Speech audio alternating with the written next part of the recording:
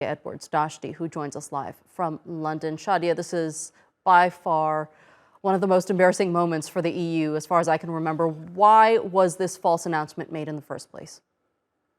So what we've seen is the European Union often being on the fence when it comes to the Israel-Palestine conflict. And what we've seen in the last 24 hours is indeed, as you say, rather embarrassing then for the European Union, the bloc having to make this monumental U-turn in its decision on its idea of Palestinian aid. So at present, the EU is the largest donor to the Palestine Authority. And we're not talking about a small amount of money here. It's no gesture nor token. We're actually talking about 691 million euros, or indeed $850 million. So it was essentially a scramble to try and U-turn this decision. We heard the announcement that all payments would be suspended.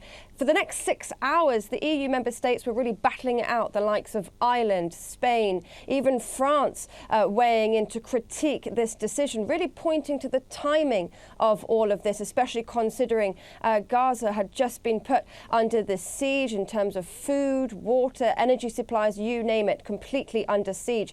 And given the fact that 80% of Palestine is actually relying on this international investment, this international aid and funding, really catastrophic events, of course, happening in Palestine, they're really relying on that fundamental aid. Of course, then the European Union having to backtrack on all of this, as I say, after a very intense 6 hours of toing and froing, with many member states really weighing into that debate. What was said at that point after this backpedal, they said that punishing all Palestinian people would actually damage the EU interests in the region. So there will now be a review into what happens next in terms of where this money goes, whose hands it falls into. But of course, a very, very intense moment for the European Union.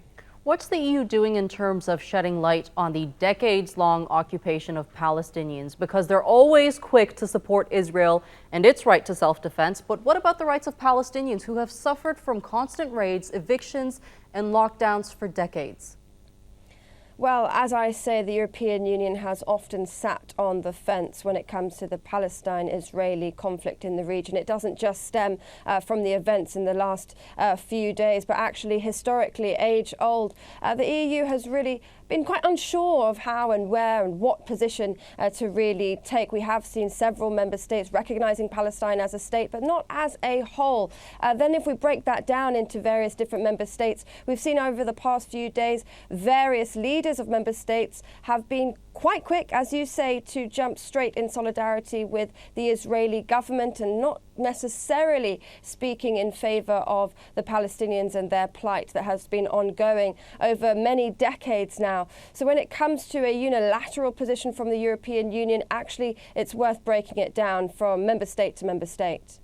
Well, we've seen protests in solidarity with Palestine opposing Israel's attacks on Gaza in many parts of the world, including New York, Istanbul, Toronto. Have people voiced their opposition in London?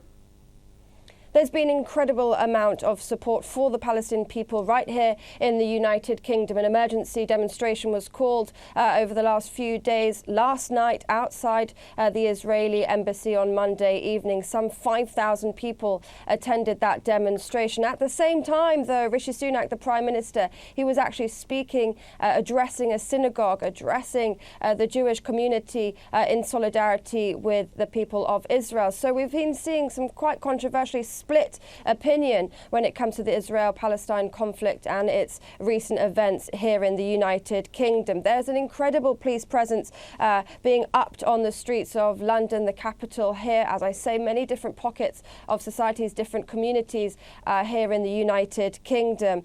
Suella Braverman, the Home Secretary, she's actually vocalised that the Metropolitan Police will be given the full force of the law to act as they see fit in the events of any escalations. Just yesterday at the demonstration outside the Israeli embassy, 3 people were arrested. But all of this comes at the same time as Rishi Sunak signed a joint statement with various different countries in the European Union. France, Germany, Italy and the United States released actually actually a joint statement condemning the unequivocal terrorism of Hamas. That's their statement there, and they offer and express steadfast and united support to the state of Israel. So that is quite crucial when we look at the public opinion here in the UK, because they are looking at the United Kingdom, the British government, and their arguably complicity in the issues that are happening in Israel and Gaza.